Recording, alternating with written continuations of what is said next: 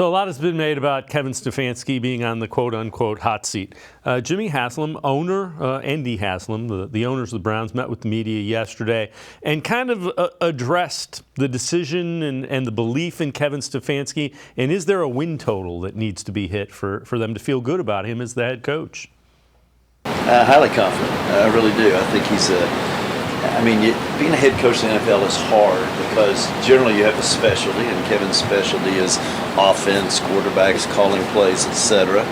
But you also have to be a leader of men, and I think he's really good at both. And I don't want to be negative toward their predecessors, but I think Jim Schwartz and Bubba Tron are going to be big helps to us. I do. I mean, they have great track records.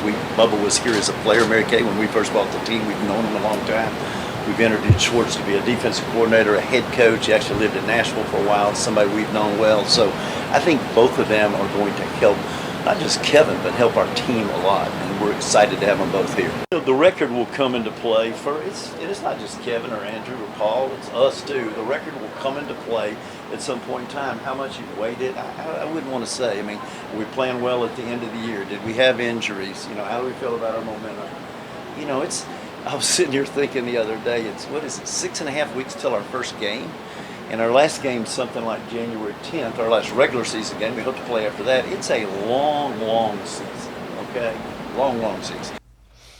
And again, Jeff, that's the answer he has to give, but it certainly doesn't sound like he has anything other than confidence in his general manager. We heard that yesterday, and his head coach. I mean, you go back to 2020 and what this team was able to do, and keep in mind no OTAs, not really much of a training camp, all the, everything restricted as far as COVID, of course, no preseason games as well. And then you get to 2021 and everything thought everything was going to be great. Team was 3-1, but meanwhile the quarterback was basically busted on the left side of his body. It all started to fall apart there. And then 2022, once they reversed that suspension from 6 games to 11 games, you kind of realized that 2022 it just wasn't going to come to fruition. I mean, you needed a lot of things to happen. Jacoby Brissett played well, but they put him in position to win games when he wasn't that type of quarterback.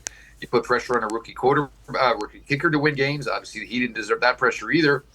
So, your record is your record, obviously, and there's no getting away from it. But it's really hard to look at 21 and 22 and just basically point the finger and say, oh, well, that's on the coach, or, oh, that's on the general manager. Granted, this team comes out and starts out 1-3 or 1-4. It's not going to be a pleasant experience for either of them. But, the fact that I think everybody just automatically assumes guys are on hot seats is probably mostly because they're, have 5-year contracts. They're going into year 4. There is no more money on the table after the contracts they're sitting on.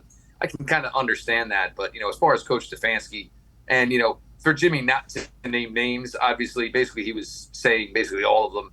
But you go back in the last few years as opposed to what we've seen up until this point, and Kevin Stefanski seems everything you expect from a head coach in the NFL. And even if it didn't work out here this year, unlike most past Cleveland Browns head coaches, he would probably get a job and get one pretty quickly.